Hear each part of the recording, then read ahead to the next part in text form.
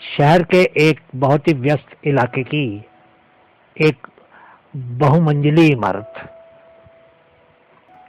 उस इमारत की पहली मंजिल के एक फ्लैट में रजनी नाम की एक लड़की रहती थी। उसी इमारत की दूसरी मंजिल के एक फ्लैट में आनंद नाम का एक सुंदर लड़का भी रहता था। दोनों ही पढ़ाई करते थे। रजनी बीकॉम अंतिम वर्ष की छात्रा थी और आनंद इंजीनियरिंग की अंतिम वर्ष की पढ़ाई कर रहा था। उस इमारत में दोनों परिवार करीब 8 बरस पहले रहने आए थे। जैसे जैसे समय बीतता गया, रजनी और आनंद में बहुत गहरा प्यार हो गया। दोनों के परिवार भी अच्छे मित्र थे, इसलिए एक दूसरे के घर में आना जाना लगा रहता था। 8 वर्षों की मित्रता के बाद तो ऐसा लगता था कि जैसे दोनों परिवारों में बहुत ही नजदीकी रिश्तेदारी थी, क्योंकि कभी भी दुख हो या सुख, दोनों परिवार एक दूसरे के लिए खड़े रहते थे और एक दूसरे को भरपूर सहयोग देते थे। इसी कारण आनंद और रजनी के लिए एक दूसरे के लिए करीब आने में कोई कठिनाई नहीं उत्पन्न हुई थी। उन दोनों में तो बहुत गहरा प्यार था, लेकिन परिवार के सदस्य इसके बारे में कुछ भी नहीं जानते थे।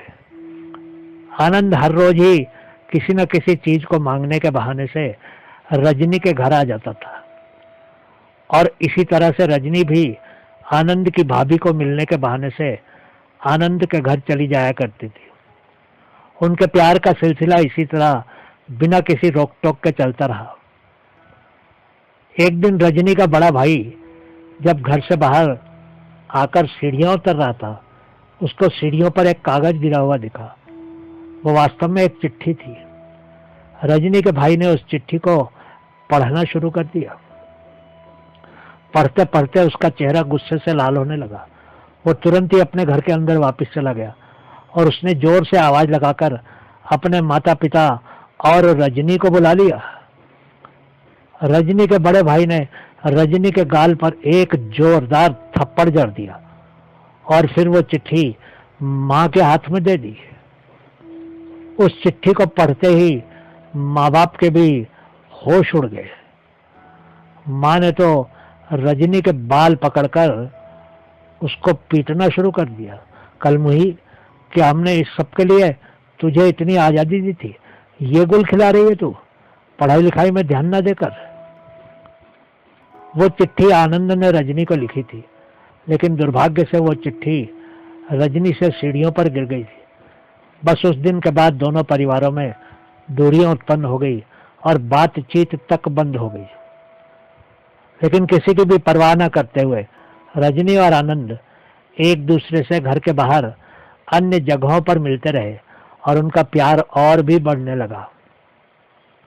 अब तो दोनों और भी दुस्साहसी हो गए थे और घर से तो कॉलेज के बहाने निकलते थे, लेकिन हर दिन ही किसी न किसी जगह पर मिलते थे।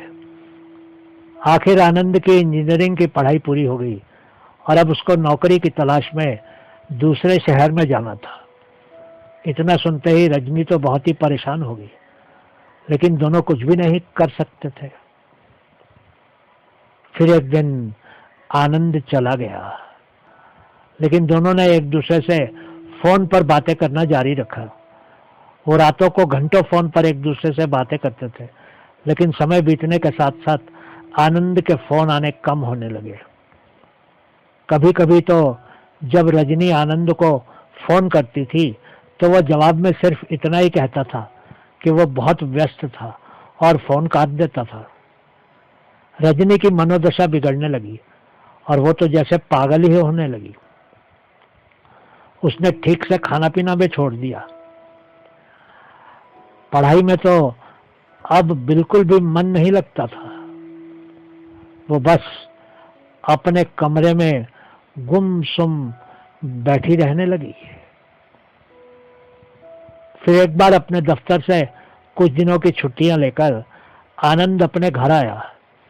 रजनी को पूरा विश्वास था कि वो उसको जरूर मिलेगा, लेकिन आनंद का व्यवहार तो बिल्कुल ही बदल चुका था। एक दिन जब वो दोनों मिले तो आनंद उसके साथ एक अजनबी की तरह ही व्यवहार करने लगा।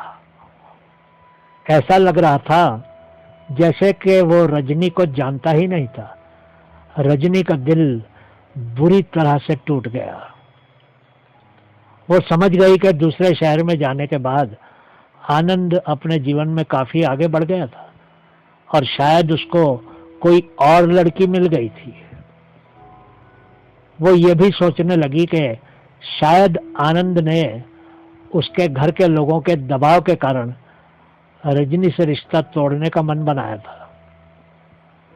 रजनी ने अपने दिल को ये सारी बातें बोलकर समझाने की कोशिश तो की, लेकिन रजनी अब भी आनंद को भूल नहीं पाई थी और अब तो रजनी का मानो प्यार से विश्वास ही उठ गया। रजनी ने किसी तरह अपनी एमए की पढ़ाई पूरी की और उसको भी अपने ही शहर में एक बैंक में अच्छी नौकरी मिल गई। उधर शहर में आनंद अपनी कंपनी में चीफ इंजीनियर बन गया था। एक दिन जब रजनी दफ्तर से वापस घर आई तो घर के अंदर कदम रखते ही उसके होश उड़ गए।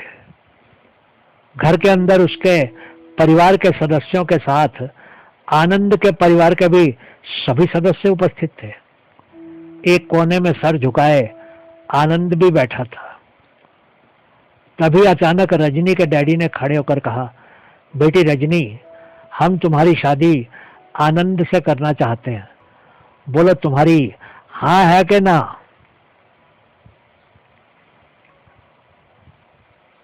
रजनी का मुंह तो खुला का खुला रह गया। तभी उसके बड़े भाई ने खड़े होकर कहा, मुझे और मम्मी को माफ कर देना बहन।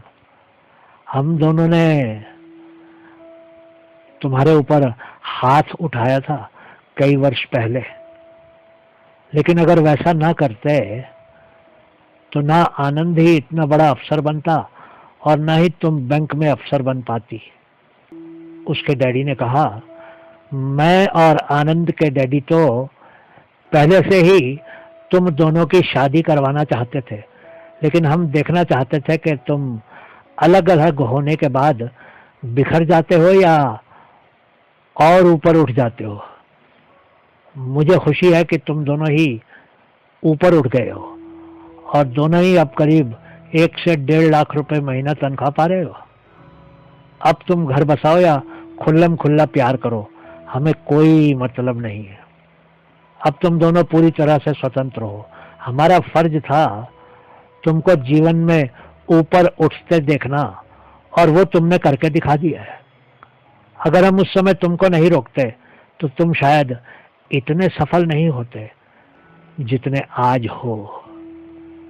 शायद तुम दोनों भागकर या छुपकर शादी भी कर लेते, लेकिन जब रोटियों के लाले पड़ते तो पढ़ाई लिखाई और नौकरी में तरक्की सब धरी की धरी ही रह जाती। हम तो तुम्हारा अच्छा ही चाहते थे बेटी। रजनी दौड़कर अपने डैडी से लिपट गई और फिर चोर नजरों से आनंद की तरफ देखने लगी, जो मंद मंद मुस्कुरा रहा था अपने सर को नीचे किए हुए। वो सोचने लगी कि क्या आनंद को भी ये योजना मालूम थी, लेकिन वो बहुत खुश थी।